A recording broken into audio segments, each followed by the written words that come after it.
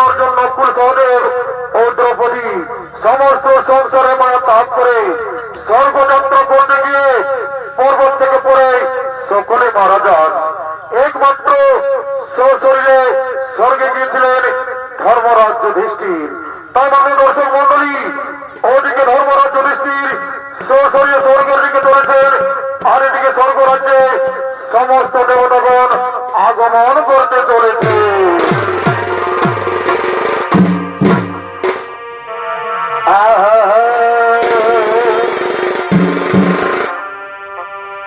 এবং তুমি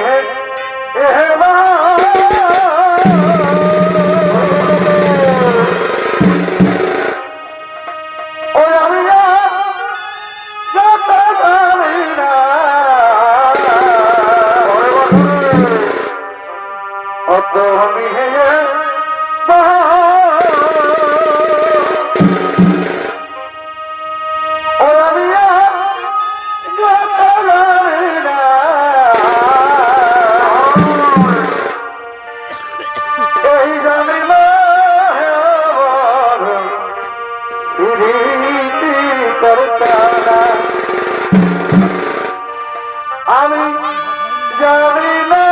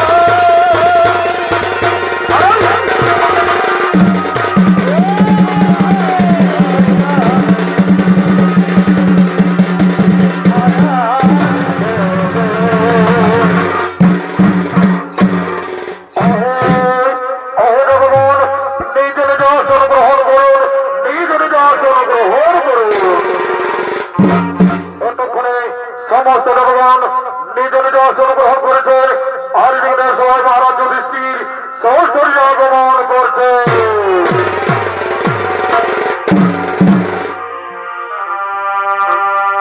এ ভাই বাঁকা আর দুই বাঁকা এই এক বাঁকা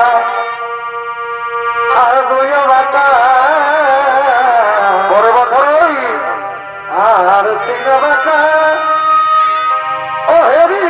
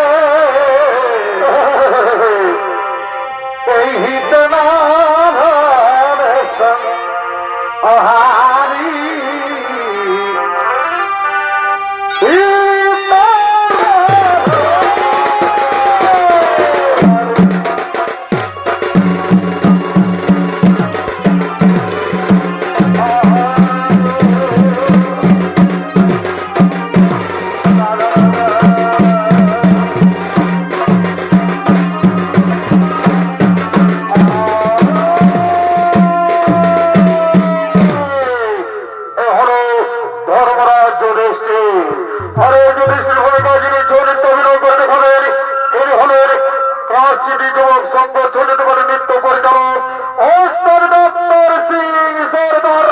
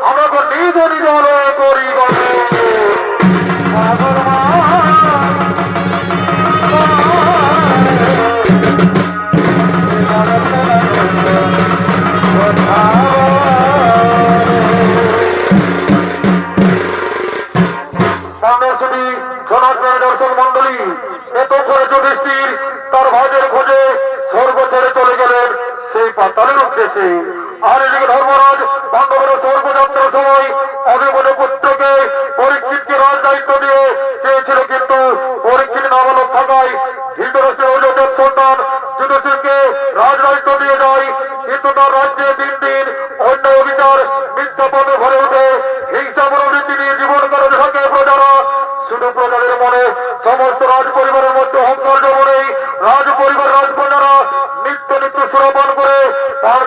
যাপন করে তাই এতক্ষণে নিত্যদিনের মতো আজকের সমস্ত রাজকন্যারা ছুটে চলেছেন সেই পানশালার দিকে।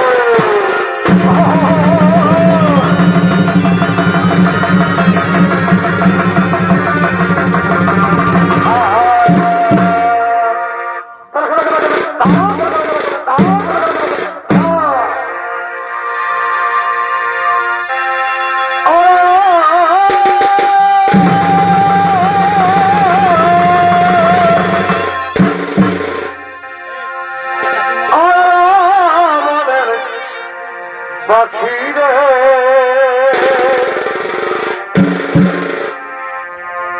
ডাকিস না পিয়া পিয়া বারে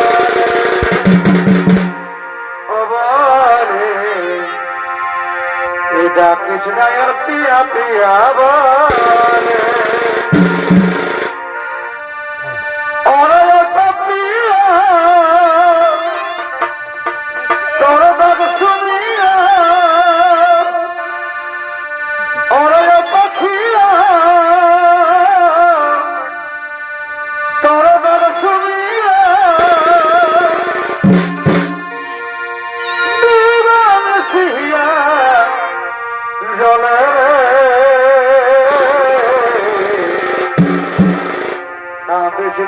পিয়া পিয়া বলে ও বলে কাঁদিস না পিয়া পিয়া বলে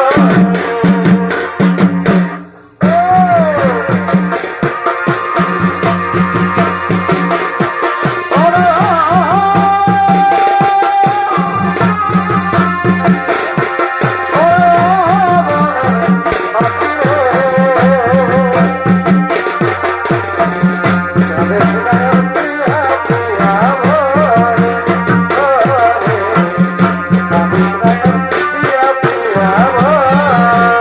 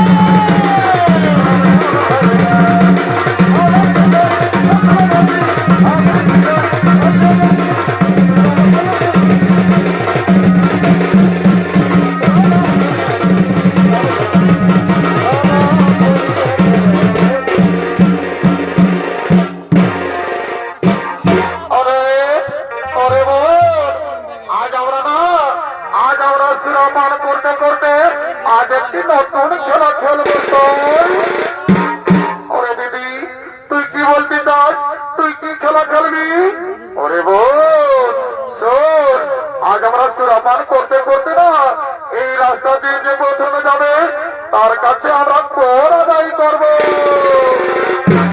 হ্যাঁ দিদি, হ্যাঁ, তবে মহারাজ যদি জানতে পারে তাহলে আমাদের কি হবে?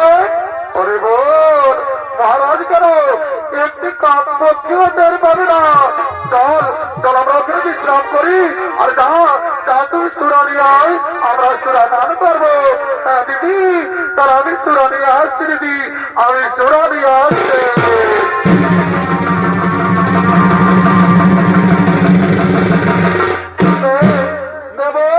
আমাকে সুরা দে, আমি ওখানে সুরা পান করবো। আসো বোন, বসো, আমরা সকল মিলে আজ সুরা পান করবো।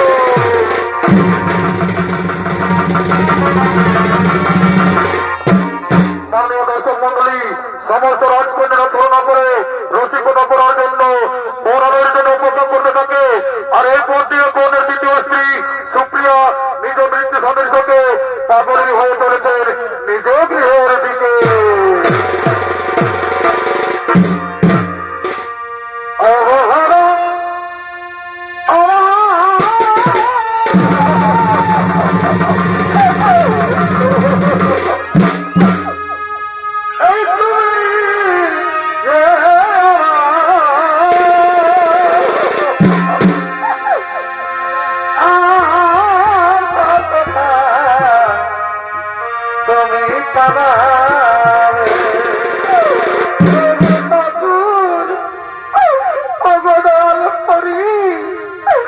আমি কি দোষ করেছিলাম তোমার চরণে ঠাকুর?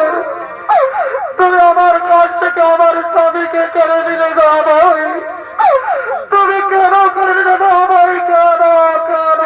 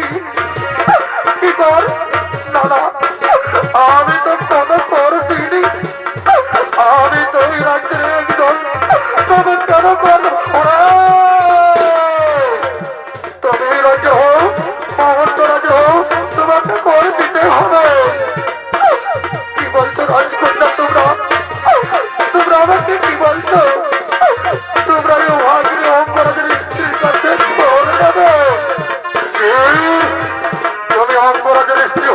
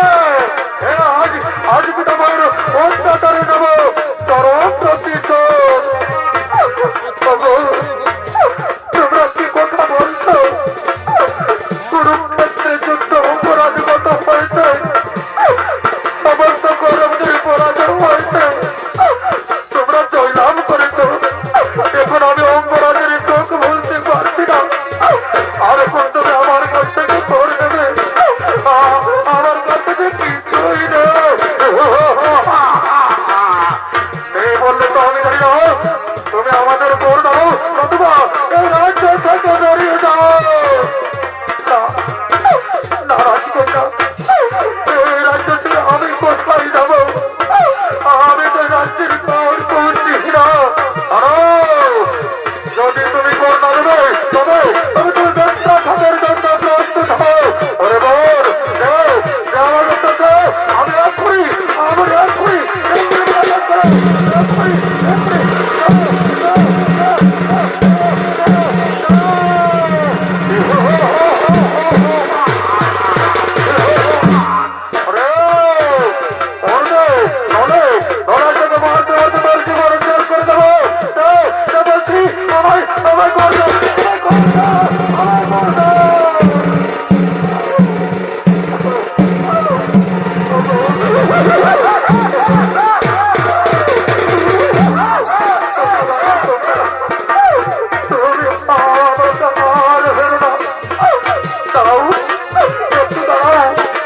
আমি এক্ষুনি নগরে নগরে ভিক্ষে করবো, তবু আমি তোমাদের বলতেছি একটু দাও। যাও তুমি তাড়াতাড়ি এই ভিক্ষা করে আমাকে করে দাও। রাজকন্যা তুমি আর করো না, আমি এক্ষুনি গ্রামে গ্রামে ভিক্ষে করবো। যাও যাও তুই তাড়াতাড়ি করবে তোরে আসবে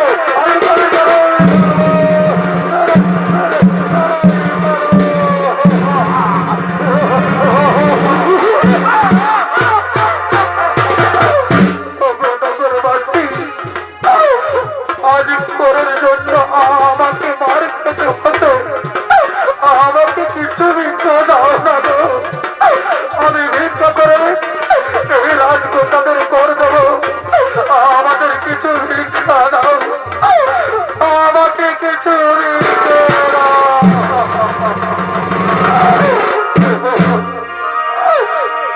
আর ভিক্ষা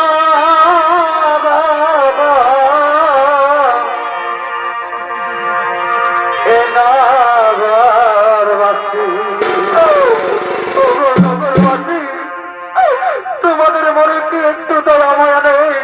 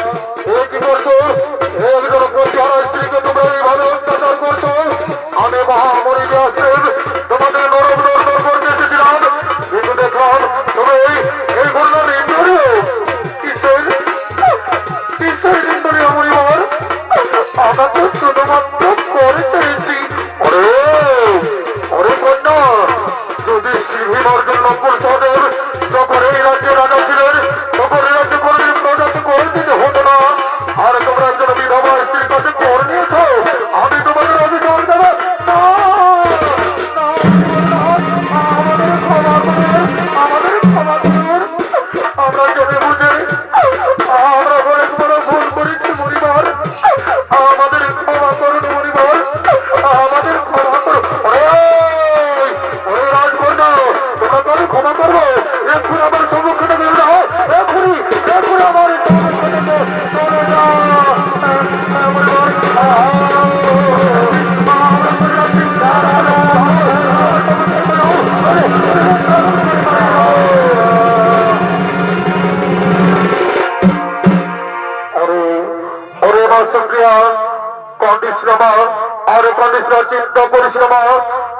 তোর স্বামী মহাসুখে আছে, শুধু তোর স্বামী নয়, যতজন এই কুরুক্ষেত্রে মহাযুদ্ধে বীর গতি লাভ করেছে তারা সকলেই নিজ নিজ লোকে মহাসুখে আছে।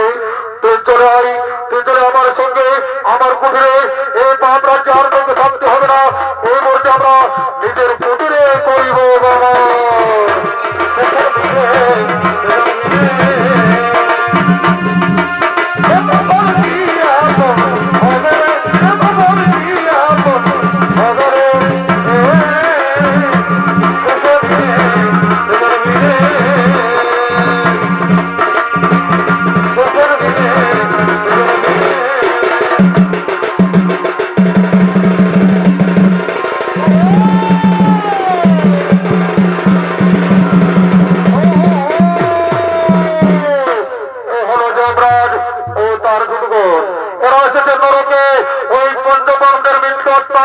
শাস্তি দেওয়ার জন্য ততক্ষণে দুধবরগায় চরিত্র অভিনয় করে দেখাবেন ওস্তাদ দীপক সিং সর্দারের দু ভাই, ওস্তাদ সন্দীপ সিং সর্দার ও সূর্য সিং সর্দার, এবং নৃত্য অভিনয় করে দেখাবেন তিনি হলেন কাশীর যুবক সংঘ চরিত্র ওস্তাদ ওস্তাদ দীপক সিং সর্দার।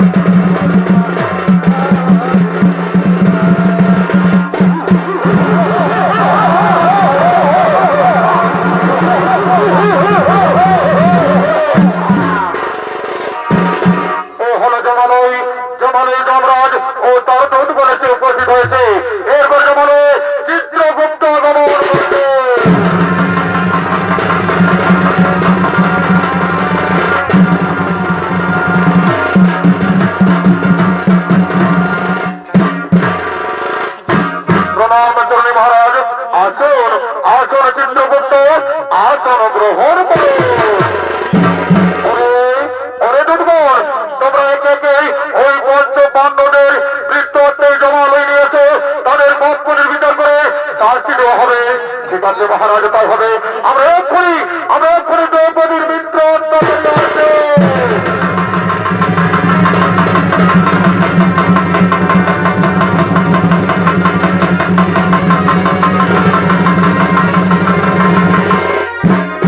চিত্রগুপ্ত চিত্রগুপ্ত আপনি আপনার কথা বলে দেখুন। চিত্রগুপ্ত এই দ্রৌপদী মর্দধানে কি পাপ করেছিল?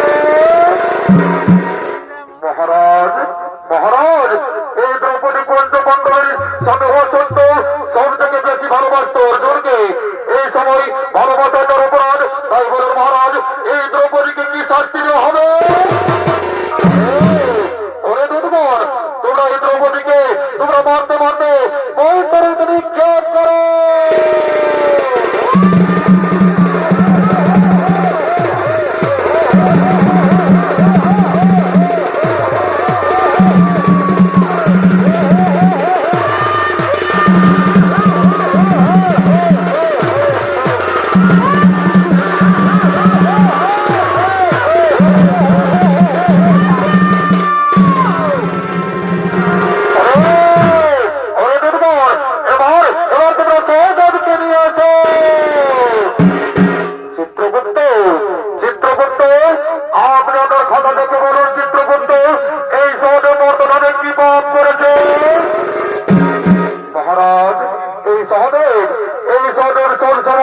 নিজের জ্ঞান নিয়ে অহংকার করতো মহারাজ, নিজেকে সর্বজ্ঞানী ভাবত। এই ত্রিভুবনে কেউ সর্বজ্ঞানী নয় মহারাজ, তাই সর্বজ্ঞানী ভাবে মহাপাপ। তাই বলুন মহারাজ এই সহদেবকে কি শাস্তি দেওয়া হবে? ওরে দুর্বল, তোমরা এই সহদেবের মস্তকে সহস্র মুসল দিয়ে আঘাত করো।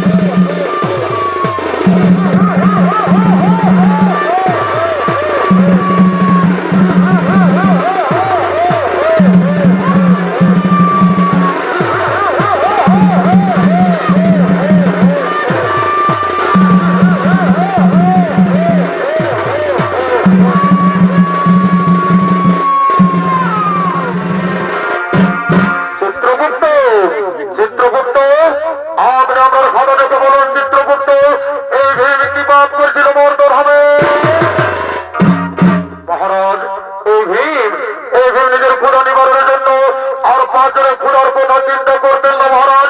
কেউ ক্ষুধাতে থাকলেও তার কথা কোনদিন ভাবতেন না, শুধু নিজের উদর পূর্তির কথা সবসময় ভাবতেন। সবসময় নিজের কথা ভাবা মহাপাপ। তাই বলুন মহারাজ, এই ভীমকে কি শাস্তি দেওয়া হবে? ওরে দুধগণ, তোমরা এই ভীমের সমস্ত শরীরে গরম লোহদণ্ড দিয়ে আঘাত করো। তাতেও যদি না হয় তাহলে উল্টো দিক দিয়ে গরম দিয়ে আঘাত করা হয়।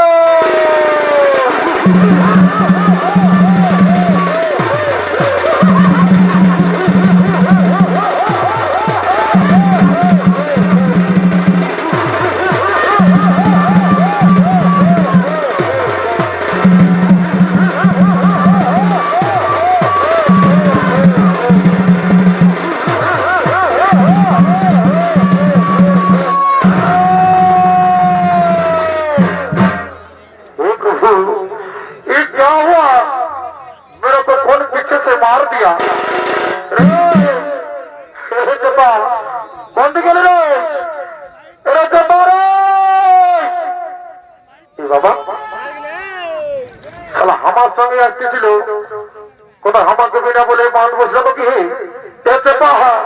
দুটো জানেছিল বাঁধ বসবি রে। দেখবি আজকাল বাঁধবো ভালো জল নাই তো, নাহলে প্যান্টটা নিয়ে বাঁধবো ভালো ঘুরবি থাকবি চালা তোমার হাঁকাই। যাই হোক পাইল নাই, দেখা যাক সে পারে চেপা চেপারে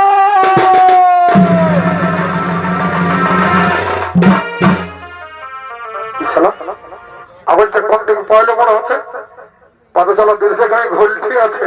আরেকবার হাঁটা তবে নাহলে আমি ঘর দিকে চলে যাবো বাবা। চেপা চেপা চেপা রে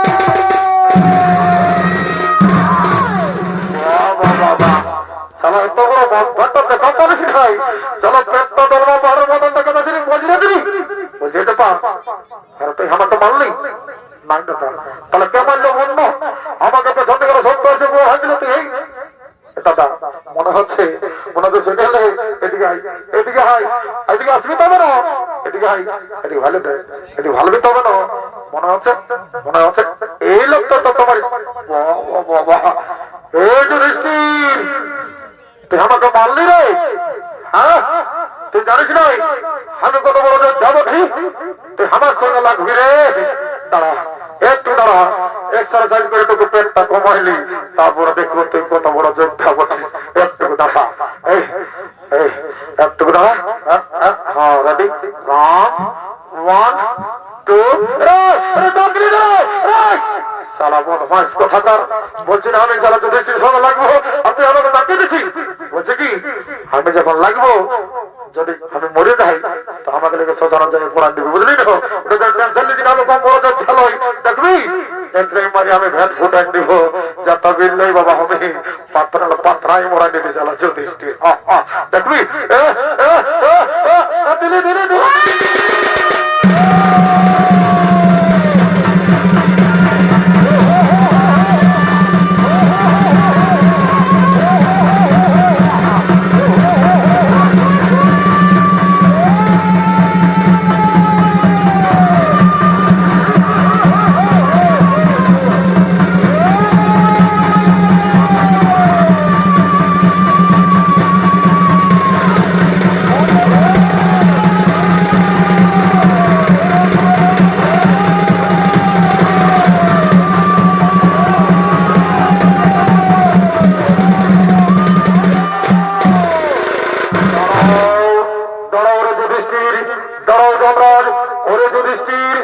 তোমরা এই রণ বন্ধ করো।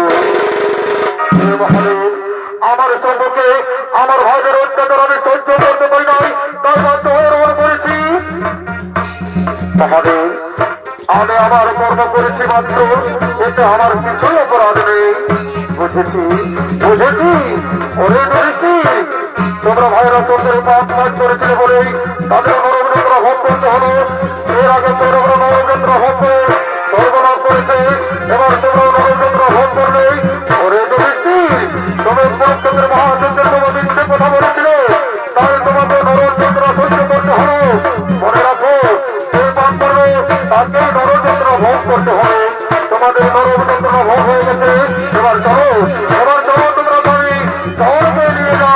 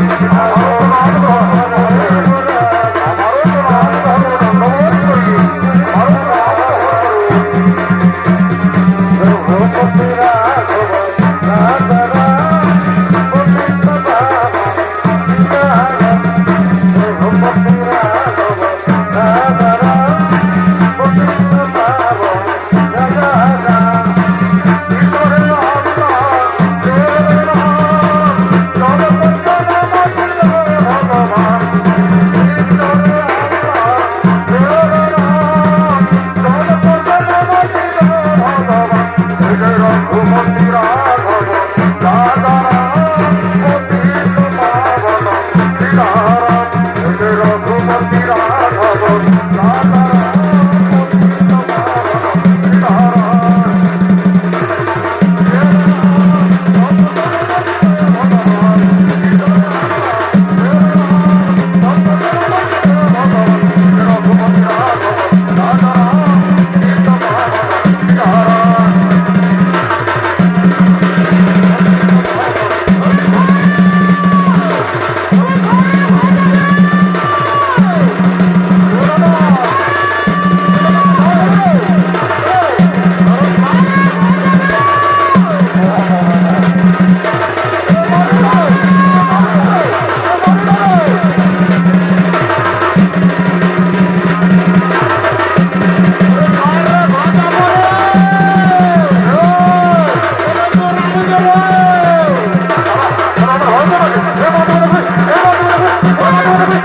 Come on!